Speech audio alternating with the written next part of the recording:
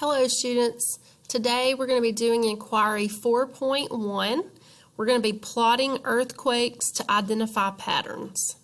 So our question for this investigation is, what do patterns in the locations of earthquakes reveal?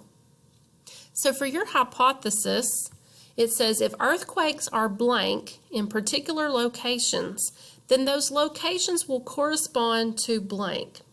So in the first blank here, we're thinking about words like maybe clustered or close together or far away or scattered. So choose one of those types of words to put in the first blank. And then in your second blank, whatever you described, the earthquakes in particular locations, then what would that correspond to? For example, if you said the earthquakes are clustered, or if you said the earthquakes are close together in particular locations, then those locations would correspond to maybe some phenomenon like plate tectonics or plate boundaries or tectonic plates. If you said the earthquakes are scattered, or if you said the earthquakes are far away in particular locations or scattered out in particular locations, then maybe those locations would not correspond to any certain pattern. Okay, our materials for this lesson are found on page 49, and our procedures are found on page 51 to 55. And you will have to turn to page 52 to 55 to actually see the data table that we're going to use. So let's turn there now. Okay, once you get to these pages in the book, which on the blue slider are pages 68 and 69, you will see a large chart of earthquake data. And there are 40 different earthquakes listed on this data table. So what I want you to do is to choose any 10 of them. There's no certain pattern, rhyme, or reason to it. Just randomly choose 10. It can be the 10 that you think are cool, or 10 that maybe you're on a certain date. I don't know. It doesn't matter. Just keep it random and choose any 10 of these 40 earthquakes. So once you choose these 10, let's say, for example, you chose earthquake number 1. Okay, it gives the date for the earthquake. It tells its latitude and longitude, which would help us find it on the map. It shows its depth, which means how deep in the earth it is.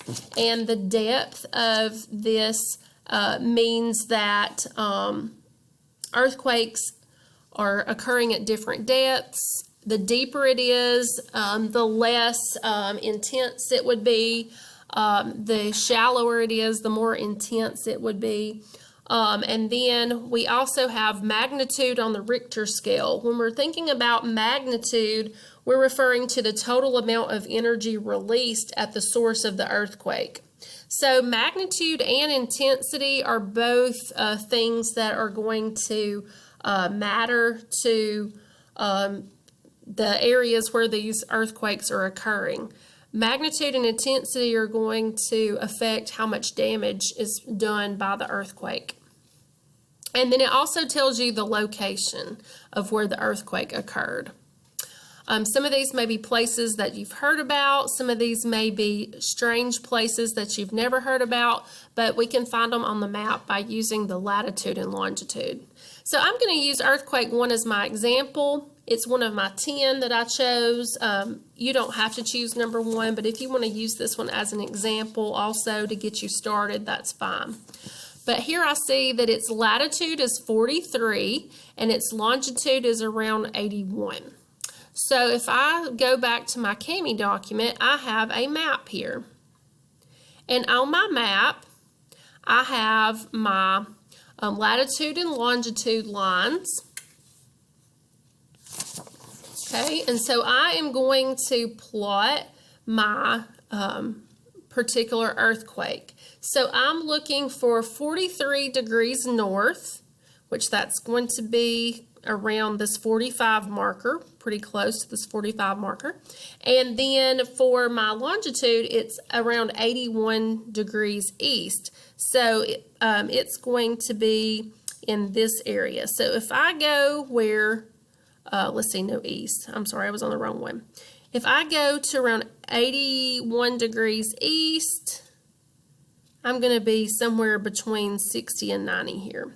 So if I go up to about where I think 81 meets 43, it's right in this location right here. So I'm going to get my drawing tool and I'm going to choose a color. I'm going to use blue because that's what the book says to use. I'm going to take blue and I'm going to put a dot about where I think 81 and 43 meet. Okay, then I'm going to go back to my data table and pick my second one, my second choice, and I'm going to go back and find its latitude and longitude on my map, and I'm going to put a dot there. And I'm going to keep doing that until I have 10 dots on my map. Okay, once I have my different earthquakes plotted, in class we would be comparing all of our maps to each other, but since you don't have that luxury, that's fine. You can just use patterns that you see in your own data. Okay, so I'm going to scroll on down. You would complete plotting your dots, but I'm going to scroll on down to analysis, which you would do after you finish plotting all of your dots. Okay. You're going to read magnitude and intensity on page 56 to 59 in the textbook. So if you turn over a little bit further, you see the article magnitude and intensity. Please make sure that you read that passage. It will give you a lot more in-depth information that you need. Okay, after that it says to go back to the table and choose 3 different earthquakes and give their magnitudes. Of the 3 you chose, which earthquake released the most energy? Then give 3 examples of depths of different earthquakes and put those here, any 3 from the chart. And you're going to compare their depths. Okay, and then number 3 goes back to our map. After discussing patterns in the locations of the earthquakes on the map, so what I want you to do at home, since you'll be by yourself, I want you to look at your map and see if you notice any patterns. And then you have some questions to answer based on patterns that we may have seen in our data. Okay, then you have your vocabulary section. Use the dictionary first, any of them that you look up. We're not looking at brightness of a star, so go ahead and use the first definition for magnitude. For depth, you can use definition number 1. For intensity, I would use definition number 1. Just know that for both magnitude and intensity, with those definitions, we're focused on how those are used with earthquakes. And then plate boundary is going to say no definitions found. So for plate boundary, you can just describe how it is the boundary where 2 plates of the earth meet. And then crustal plate also says no definitions found.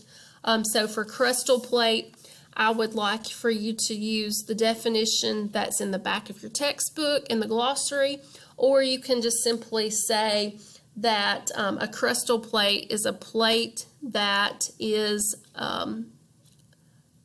located in the crust of the earth. That will be fine. Just keep it simple.